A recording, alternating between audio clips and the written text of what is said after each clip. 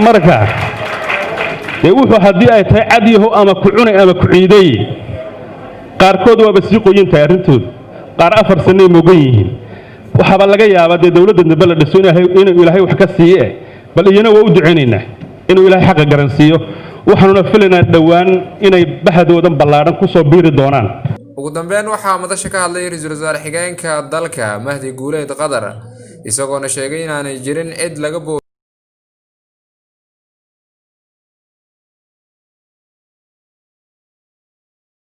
From the international community, greetings to you all. I think this SPF is unlike the last one. We are operating in an era of COVID, and we are also trying to finalize all our program in one day. So I would like to be very precise and concise in that front. Indeed, the Prime Minister and also the President and Ambassador James Wan have alluded to the centrality of inclusive politics in our effort to rebuild the Somali state.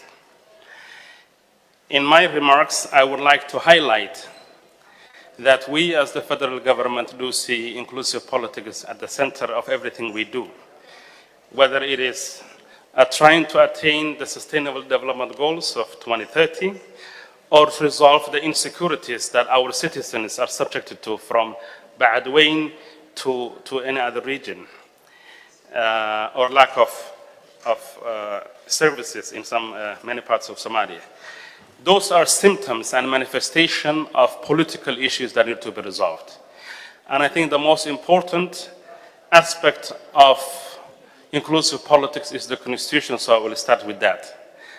And I would like to begin by saying that if we are going to talk about inclusive politics, we must talk about the institutionalization of inclusive politics, starting with the constitutional review process.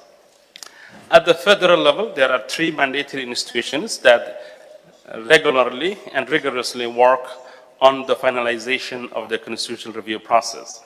That is the Independent Commission, the Oversight Committee of the Parliament, and the Line Ministry. In the last 1 year, we have visited about 3 federal member states on more than 2 different occasions. In the last 2 months, we have visited Baydhabo, Chowher, and Galmudug to both consult with the different government institutions, the executive, the legislative, and the judiciary, and also the intellectuals and the civil society. As we get to the final stage of finalizing the technical aspects of the constitutional review process. As you all know, the constitutional review process is consisting of a technical process where we resolve technical issues, non-contentious issues, and deliberation on contentious issues and public outreach.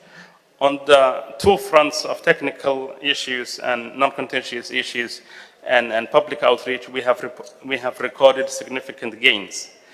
And we are glad to report that at a technical level, both the 3 institutions agree that it has been finalized. What remains for the constitutional review process is decisions that are to be taken on a set of issues that are not more than 10. Most fundamentally, starting with Article 54, which talks about power sharing between the federal government and the federal member states. In the absence of agreement on that, all other interim ad hoc arrangements, such as the basis on which the electoral model was agreed upon, are only temporary in nature, and they cannot be institutionalized. So at this current moment, we are at a stage where we have been sitting with both the speakers of the upper house and the house of the people, and we will be sitting down with the ad hoc committees to allow the parliament to take stock of and safeguard the technical achievements that have been made, and we remain committed to resolving the political contentious issues provided that the federal member states show enough appetite for this process. As you all know, some of them have, as some of them have alluded to here, they prefer postponing these contentious issues to a later mandate. So the constitution is not something that the federal government can just push on its own and go on. It is going to be a product of political deliberations and negotiations, and hopefully those things can be achieved in the coming year. I would like to leave my remarks about the Constitution to that and perhaps talk about the elections in a very brief manner. The electoral process can be divided into three different phases: the negotiation on the political settlement, the legality of that process, and the implementation. I'm not going to dwell on the great deal of efforts that have been invested in Dusa Mareb and 3 different occasions and Mogadishu. What was agreed upon there is a political settlement in which a very limited number of actors agree on how elections are going to be held. That has been taken to the parliament, and the parliament in a joint session has endorsed that process. Of course, for the champions of democracy in Somalia and those that want to advance democratic credentials, it is not the best of outcomes, because many would think that we are having a déjà vu moment of 2016 with some minor improvements. So while it might not be meeting the ideal credentials of a one-person, one-vote scenario, it does meet an important criteria in contemporary Somali politics, which is the need to reach decisions on a consensus basis. So we went for consensus over advancement of participation and democratic process.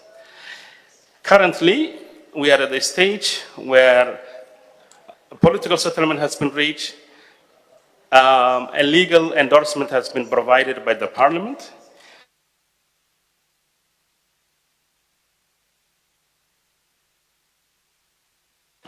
Hello? Yeah. We have an election implementation bodies, the feet and the seats.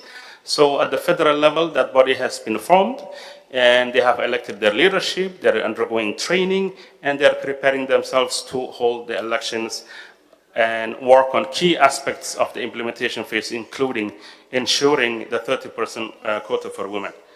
At the state level, about finalized. I think we are at a stage now where we are getting into implementation phase, and the remaining any technical contentious issues can be resolved through political dialogue. That's where elections stand. On the federalism front, we have our election in Hirshabelle. There are reconciliation processes happening in Beledweyne and other cities. The Minister of Interior is now in Beledweyne attending to processes down there. So that would be my remarks for now.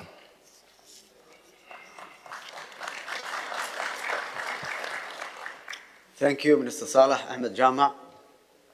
Now, I would like to welcome